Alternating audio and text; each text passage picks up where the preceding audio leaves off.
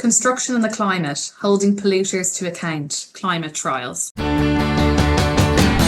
Welcome to Construction and the Climate. This is a podcast series from 39 Essex Chambers with me, Camilla, Haar and Ruth Keating. In this podcast series, we'll be discussing the big climate issues affecting the construction sector. Today we're joined by Dr. Noah Walker-Crawford. Noah is a research fellow at LSE who studies climate litigation from a socio-legal perspective. He leads the project Bridging the Evidentiary Gap, Climate Attribution in the Courtroom, which examines how climate change attribution science shapes litigation. He is also the author of the recent excellent book, The Climate Trial, Law and Justice on a Melting Planet. So welcome to the podcast, Noah. Thanks for having me.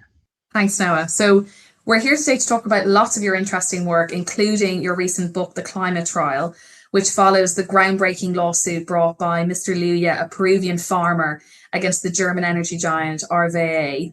We covered that case for our keen listeners as part of episode 43 of the podcast. But Noah, you didn't just study this case as an anthropologist, you actually helped initiate it back in 2014 and served as an interpreter and scientific advisor to the plaintiff's legal team. So Noah, it'd be really interesting to hear a little bit about what first drew you to this big transnational legal battle. Yeah, absolutely. So I got involved in this case from the very beginning. Was there from the origin of the case, and I was very young at the time, so I was just doing my undergrad when it first started, and so this case has kind of evolved as I've grown, as I've moved along in my own life and my career. It's been a big experience over the past 10 years or so. So this case emerged out of a connection between a Peruvian farmer in a small community in the Andes and a German NGO called German Watch. And so the backstory was that I was working with German Watch at the time. I had started there and I did an internship with them in the summer of 2014. And later that year, I joined them at a UN climate summit in Lima in late 2014. And after this, the climate summit, we traveled up to the Andes in Peru with a small team from the NGO, because the people from the NGO, they were interested in looking at how climate change is affecting people in Peru. And at the time, the latest IPCC report had just come out talking about how this area in the Peruvian Andes, the Cordillera Blanca mountain range, that's a real climate change hotspot in terms of accelerated glacial retreat. And I had lived in Peru before that, so I knew my way around. So I traveled with this small group of Germans to show them there and to talk to some of the people. And then through a mutual friend, we ended up meeting Saúl Luciano Lliuya and his father. And so, he's a small-scale farmer and mountain guide, and he ended up showing us around, showing us up to the glaciers, to this glacial lake, which would later become the subject of this lawsuit. And he and his family were telling us about their experience, about how they're dealing with the impacts of climate change. So you have glacial retreat, which is a real very visual change you can see in the environment, and you have a number of impacts that people feel in the longer term. You have the issue of water scarcity, which is linked to glacial retreat, which is a real existential threat to the communities there. And in the short term, you have the problem that there's too much water. You have this issue of flood risk.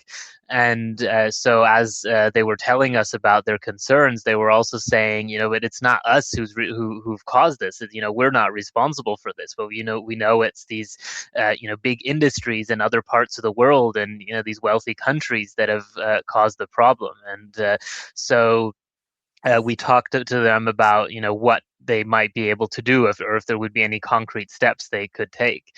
And at the time, there had been some discussions going on in Germany and in other countries about how to bring a claim like this. So how to bring a climate lawsuit against a major polluter with the aim of holding the carbon majors liable for setting a precedent.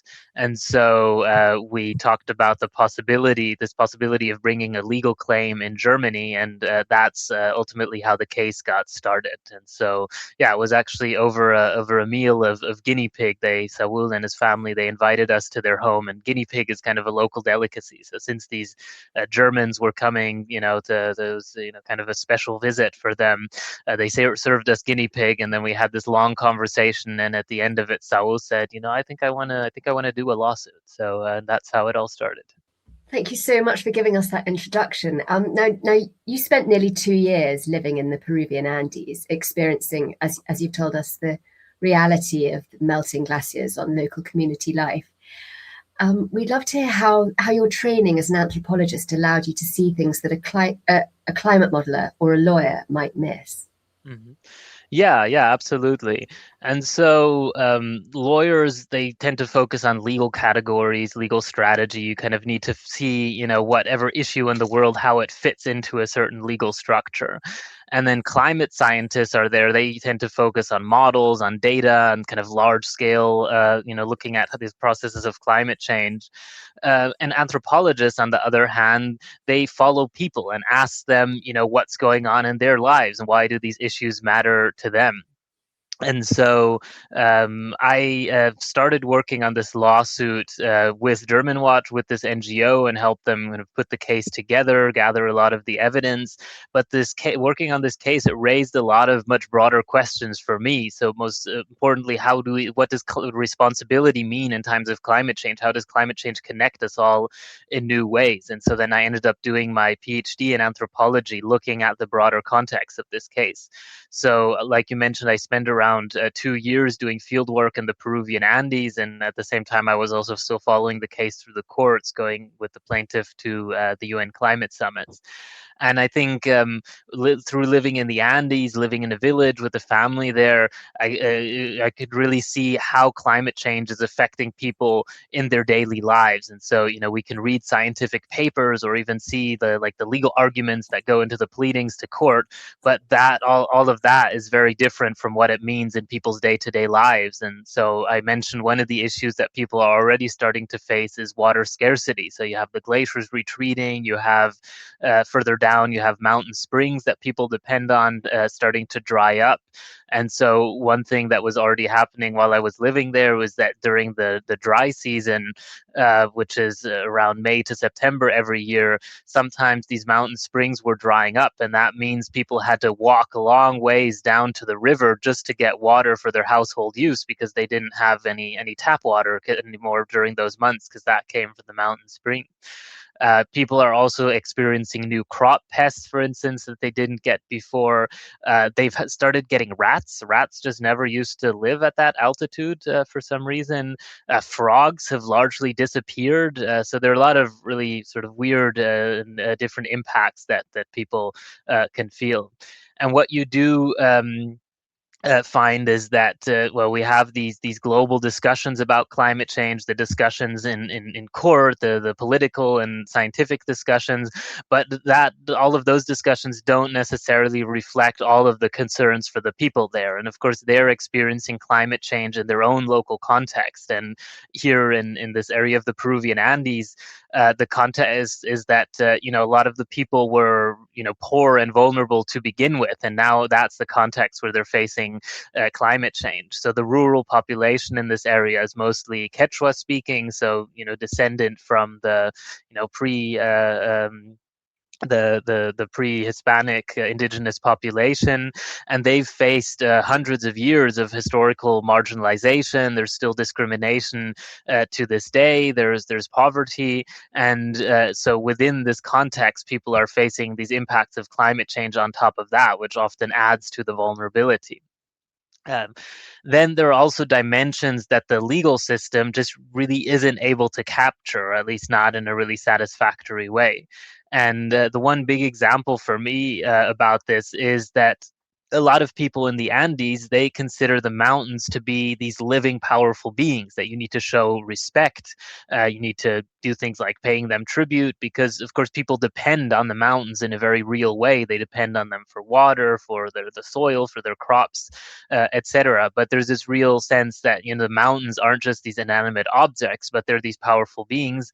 And in times of climate change, there's a sense that the mountains are suffering. And that's actually one of the main things that pushed Saúl Luciano Lliuya Lliuya to bring this case and to see it through over 10 years, that he had the sense that, he had to take responsibility to address the suffering of the mountains. He wanted to do something about that. But of course, Andean mountain beings, they didn't have a place in the German courtroom. So, the German law doesn't account for, what we might call rights of nature these days. There's just no legal category, legal box that fits into. But what was interesting for me to see is that the mountain beings, they would kind of pop up in unexpected ways or in places where they weren't necessarily expected. And so the big example of that was when we had an admissibility hearing in the case in 2017, and to everyone's surprise, even our own, the judges found that the case was admissible, legally solid, and in principle they thought it could go through, and they wanted to see the evidence and go to a full examine the case on the merits. This was a really big moment, obviously, because it was the first time any case in the world like this had gotten that far. And when we came out of the courtroom, it was a big emotional moment. There were lots of people, press, cameras, etc., and they all wanted a statement from Saúl. And so Saúl spoke to the cameras and he said, "Today, the mountains have won. The lakes are the tears of the mountains, and today, justice heard the mountains crying." It was very poetic words. It was very emotional. I saw a lot of people had tears in their eyes in that moment. But for me, that really showed that there's a lot more going on here. It's not just about this one person. It's not just about this company, but there are other potential beings that might have a stake in what's going on. And even if they don't have a formal place in the courtroom, they did pop up just outside in the court hall. No, I think that's a fascinating insight into one of the key problems I think we see in these types of cases. So much of your experience has been informed by meeting people in Peru, the people who live there, Mr. Lliuya obviously seeing firsthand the effects of climate change. And a really interesting theme in your book, and obviously it's in the Lliuya case as well, is this idea of neighborliness, which I just find fascinating because part of it is bridging that gap between thinking about how are people connected on this planet and how are people connected to nature. And you had this great quote when you were talking about the Lliuya case. You said it was formerly about one person and one company, but everyone involved knew it was about much more. And I think that's so true. Do you see a way of that concept of neighborliness bridging that legal gap that exists between people and companies, and of course, vast geographic distances as well? Yeah, absolutely. And so, like you were already saying, when it comes to climate change, there's a real challenge of scale. So we all know climate change is this huge, all-encompassing process that, we're all contributing to, and it's all affecting us in different ways. And it's this process which envelops the entire planet. And so I think it's a challenge, how do you even begin to approach that, whether, in a legal context or whether, as a social scientist trying to study what's going on. And so, of course, we can look at climate change in lots of different places. We can try and look at individual impacts or individual contributions, emissions, etc. But what I really like about this concept of neighborliness is that it draws it together. It kind of connects the individual level to this collective level, to this universal level of climate change that connects us all. And it brings it together with this idea of neighborliness, because of course we all know what it's like to be a neighbor. That's a very kind of easily understandable concept to most people in the world. And we all want to live in a positive neighborhood. We want people to get along with each other, but we also know that neighborly relations aren't always going to be harmonious. We're going to have disagreements with our neighbors sometimes, and ultimately those disagreements are typically about what are the common responsibilities as neighbors. How do we want other people to treat us? How do we think we should be treating other people? And so this lawsuit is using an approach, a legal approach to do with property interference. It's basically the general nuisance provision under the German Civil Code. And this is a law that's typically used to resolve neighborhood conflicts. So, a case might be if someone has a wall on their property and the wall is old and crumbling and it's threatening to fall over onto the other property. And then the person, could sue their neighbor and get their neighbor to fix the wall to prevent this harm from happening. That would be a the typical case for applying this law. So this is section 1004 under the German Civil Code. Just that in this case, the two neighbors happen to be located on different continents, and so in some sense, this lawsuit is really about how far can we push this idea of neighborliness. And what's quite interesting is that like I said, typically this law has been applied in these kind of straightforward neighborhood conflicts. When we were working on this case in the very beginning, and we looked back to when this law was first passed in Germany, so this was in the late 19th century, the framers of the law might have actually had something like this, kind of a broader idea in mind. And so there was this really interesting quote from the legal commentary that went along with the law at the time, which said, we all live at the bottom of a sea of air, and we're all connected in ways even across further distances. And of course, the context for that was industrialization, when people realized that if you had a factory in one town, that might impact people in the next town over. And I think now in times of climate change, that's being pushed even further, where activities in one continent can have an impact on another continent. And so this idea of couching the case in neighborhood law is both legally, I would say, kind of a clever approach to bridging this gap that we have with climate change between the individual scale and the global scale, between emitters and those who are impacted, but also a really useful way for thinking about the problem, as that's neighborliness is just a concept that really resonates with all of us. And I think that's one of the reasons this case resonated so much with the broader public as well.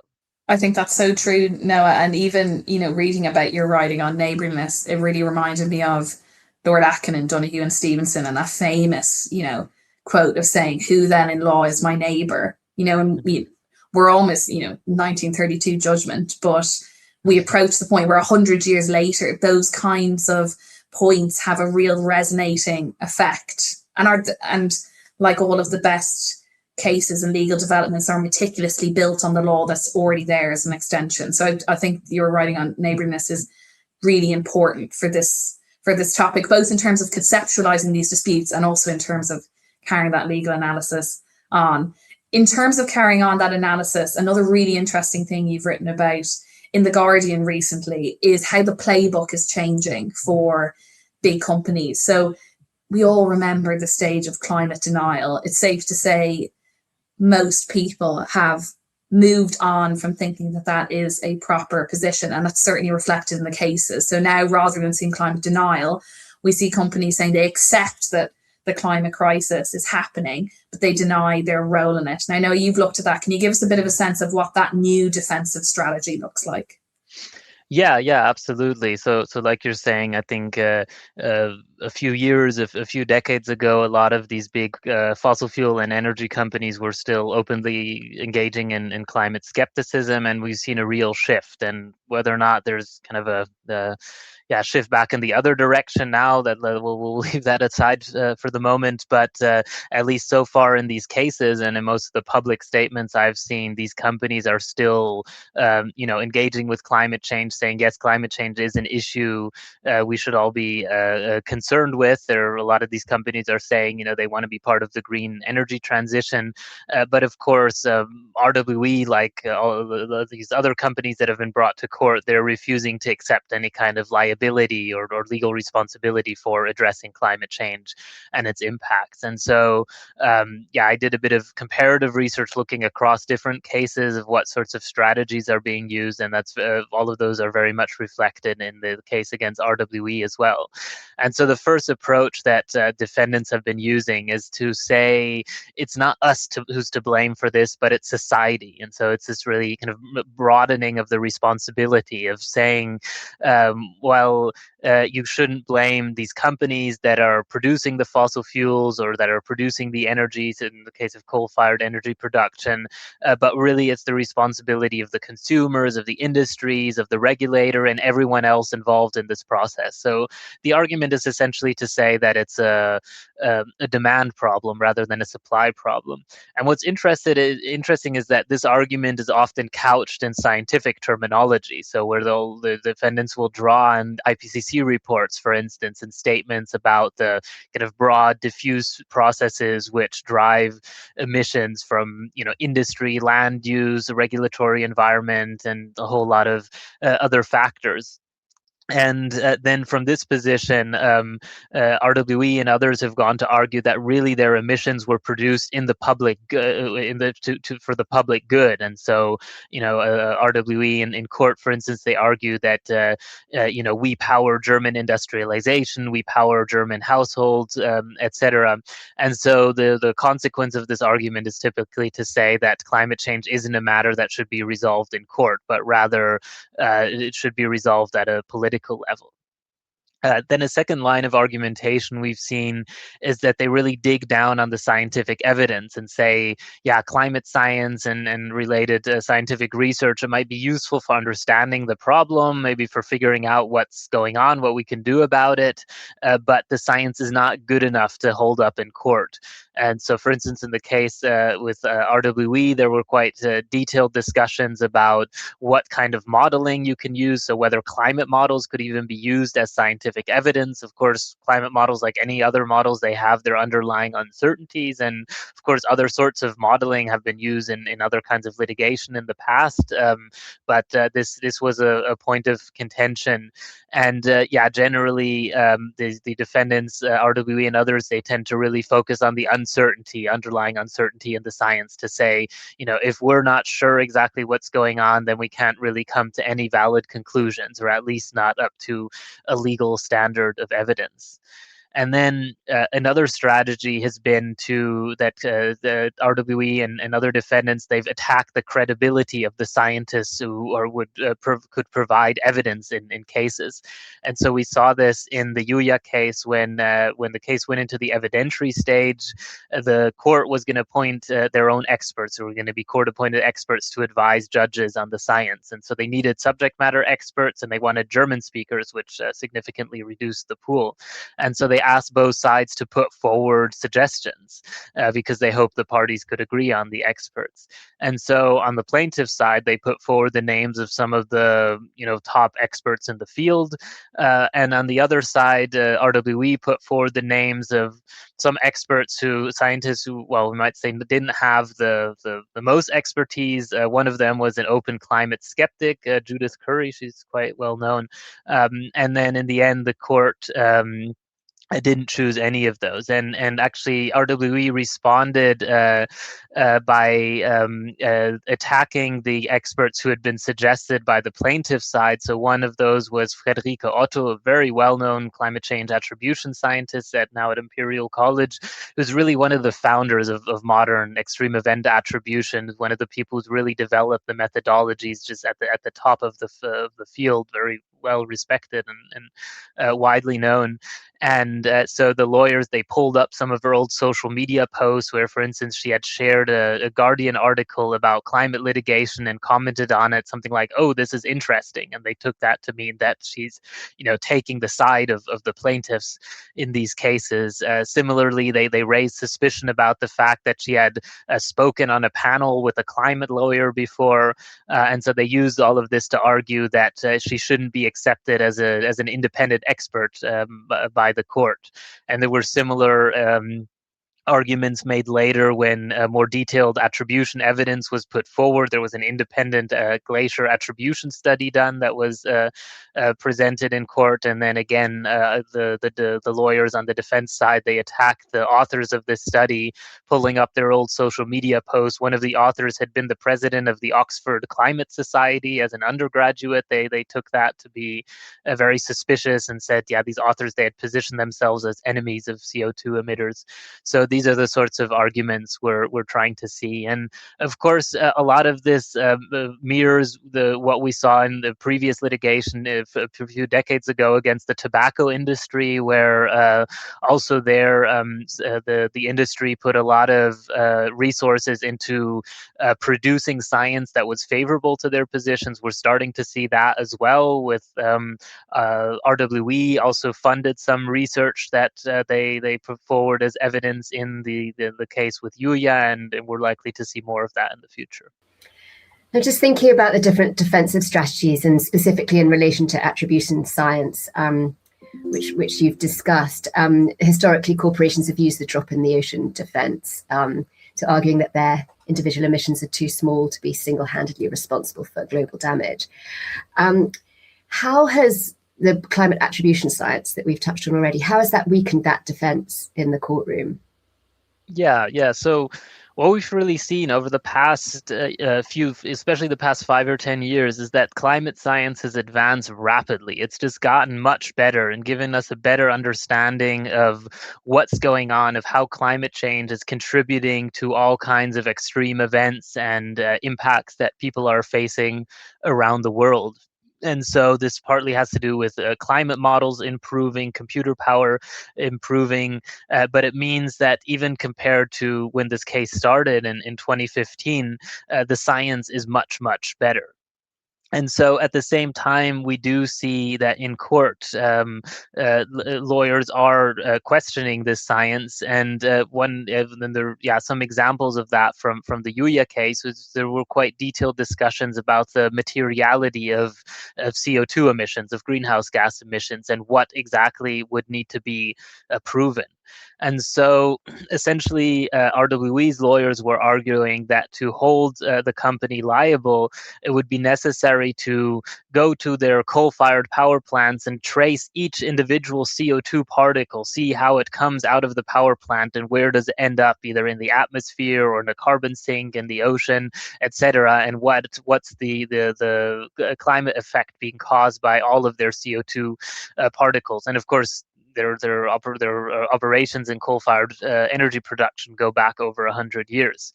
And so the defendant, they drew on some cases from the 1980s in Germany that had to do with sulfur dioxide emissions and forest damage. And at the time, the highest civil court in Germany ruled that liability couldn't be established because this had to do with some factories potentially causing damage to some forests nearby.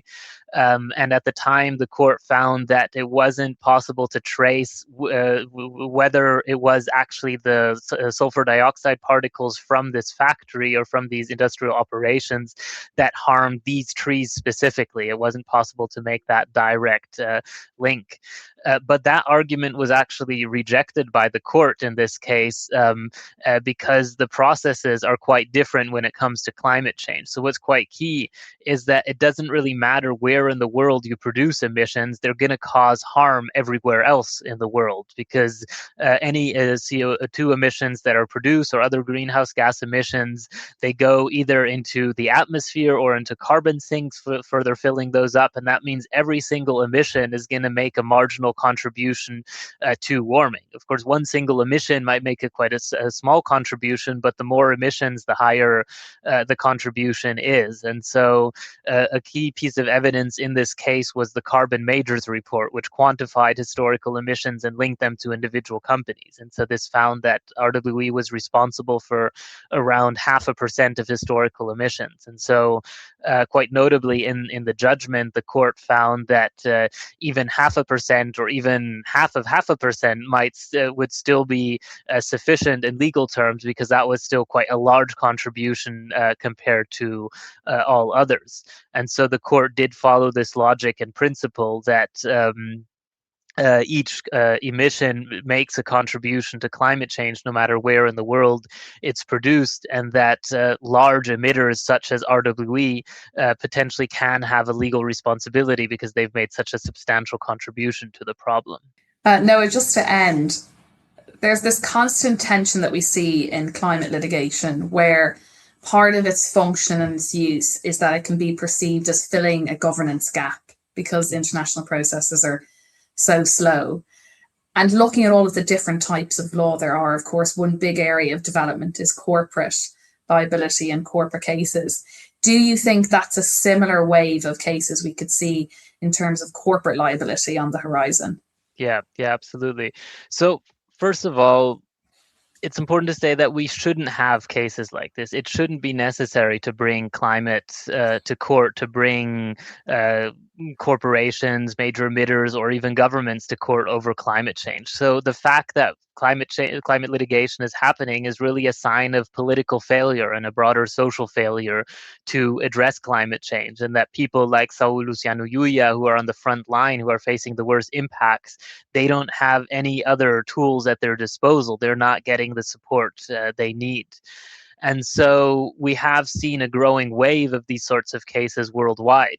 And none of these corporate climate liability cases have been successful, or there hasn't been any case that actually led to a concrete payout, a concrete positive verdict. The case of Lliuya against RWE is the one that came the furthest. And while the case was ultimately dismissed over some technicalities of the evidence, the court upheld all of the legal arguments, and so this judgment, even though it was a dismissal, it was I think for Lliuya and for the people bringing these cases, I think it was a big win in a lot of ways, because it was the first time anywhere in the world that a court accepted the principle of corporate climate liability. They said in principle the law could be used, in this case a German nuisance law, could be used to hold major emitters liable for their contribution to climate change. And we're already seeing that the judgment is influencing climate litigation worldwide. Other similar cases have been filed in the meantime in Germany and beyond. And I think we're really seeing these legal strategies speaking to each other, potentially courts influencing courts in other countries, just because climate change is still a relatively new issue in legal terms. But this is something that courts more and more have to grapple with.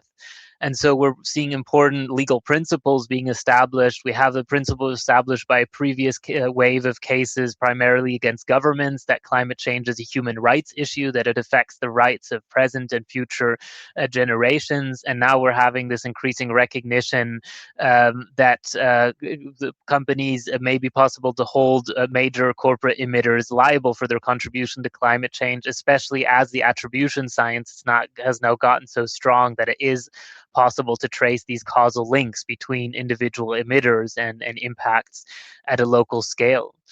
And so we're now seeing a kind of an increasing number and also a diversifying field of cases. So we have these backwards-looking cases like the Lliuya case over harms in the past and present. There's a case that was just announced a few months ago in the UK, brought by survivors of the Typhoon Odette in the Philippines against Shell. So that's a damages case.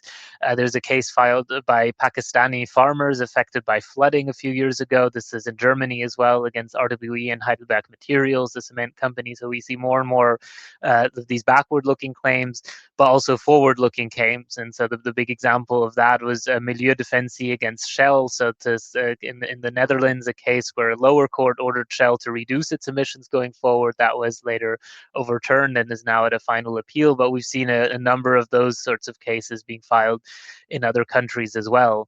And of course, in the US, there are, I think at this point, around 36 cases brought by municipalities and states against fossil fuel companies that are moving through procedural hurdles. And those are cases potentially were over billions of dollars worth of climate harms.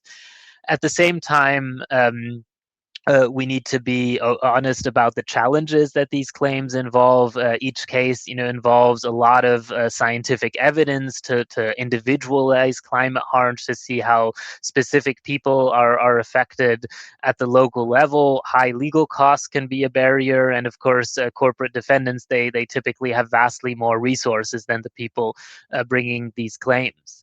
At the same time, we can see indirect effects of climate litigation as well, that the climate litigation might be a lever that ultimately pushes governments to act, that can influence financial markets. And so this is something we're already starting to see. So some research by colleagues at LSE found that when climate litigation cases are filed against companies, that tends to impact stock market value negatively. So it looks like investors are starting to take note. Another example is that this is becoming more and more of an issue at the UN negotiations on climate change, that this is potentially creating pressure there to find longer term solutions. And so ultimately, I think we're likely to see more and more of these cases going forward. And personally, I think it's a matter of time before one of these climate liability cases is successful, just because the legal principles are starting to become established, and the science is just getting much stronger in proving these causal links in a concrete way. And so ultimately, the judgment in the case of Luciano Lliuya against RWE was an important legal milestone. This was an important step forward. But of course, the story behind it shows that it took a decade. It took a decade of hard work, of uncertainty, of frankly, of blood, sweat, and tears to get across the line, just to get this one step forward. And so, yeah, this is what the book talks about as well, of what's the human dimension to these cases and what's needed on the human side in terms of the scientific work, the legal work, the work to keep the case together, to keep everything, to keep everyone happy. What's the human work needed to sustain a case like this over so many years? No, I think it's been so interesting to hear an insight into the background to the case, because, as you say, the Lliuya case is a significant step forward in terms of what has been proven before. It brings to mind, I had this university law professor, and I remember he said in our first lecture, 18 years old, so excited to be studying law, and he said, the law is made through small incremental progress. And my heart just sank. I thought, that sounds... I want things to be fast and quick. And I think a case like this is absolutely essential scaffolding for the arguments that come afterwards and lay the groundwork for, eventually somebody having to pay damages. So a really significant case. It's been absolutely brilliant hearing you from the background of the case, describing everything that went into it. And of course, getting an insight into your brilliant book as well. So we hope lots of our listeners read it. And thank you so much, Noah, for joining us on the podcast today. Yeah, thanks for having me. It's been great to be here. Thanks for listening. At 39 Essex Chambers, we cover a vast array of practice areas and sectors. You can find out more about our expertise and our barristers at 39essex.com, where you can also see our extensive catalogue of articles, podcasts and webinars.